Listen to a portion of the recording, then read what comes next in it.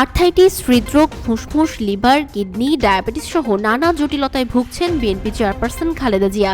অনেকদিন ধরেই দল ও পরিবারের পক্ষ থেকে তাকে বিদেশে নিয়ে চিকিৎসা করানোর দাবি করা হচ্ছে, কিন্তু আইনি জটিলতার কথা বলেই বিগত আওয়ামী লীগ সরকার প্রতিবারই বিএনপির সেই দাবি নাকচ করে দিয়েছে। পরিবর্তিত পরিস্থিতিতে এবার অসুস্থ খালেদা জিয়া চিকিৎসার জন্য বিদেশে যাচ্ছেন, বিষয়টি নিশ্চিত হয়েছে রূপালী বাংলাদেশ। কবে বিএনপি চেয়ারপারসন যাচ্ছেন এবং তিনি কোথায় চিকিৎসা নেবেন স্বভাবতই আসে এমন প্রশ্ন। খালেদা জিয়ার সফর সঙ্গী চেয়ারপারসনের উপদেষ্টা ডক্টর এনামুল হক চৌধুরী জানিয়েছেন, ৭ জানুয়ারি লন্ডন যাচ্ছেন বিএনপি চেয়ারপারসন খালেদা জিয়া। আপাতত সেখানেই চলবে চিকিৎসা।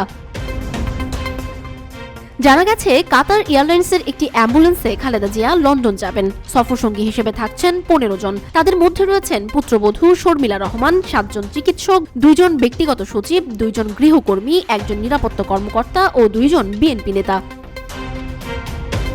সফরের জন্য সবার ভিসা সংক্রান্ত কাজ এরই মধ্যে শেষ হয়েছে। লন্ডন থেকে আমেরিকা যাবার কথা থাকলেও আপাতত সেই পরিকল্পনাও বাদ দেওয়া হয়েছে বলে সূত্র নিশ্চিত করেছে। দলের অভ্যন্তরে আলোচনা রয়েছে, খালেদা জিয়া তার ছেলে বিএনপির ভারপ্রাপ্ত চেয়ারম্যান তারেক রহমানকে সঙ্গে নিয়ে দেশে ফিরবেন।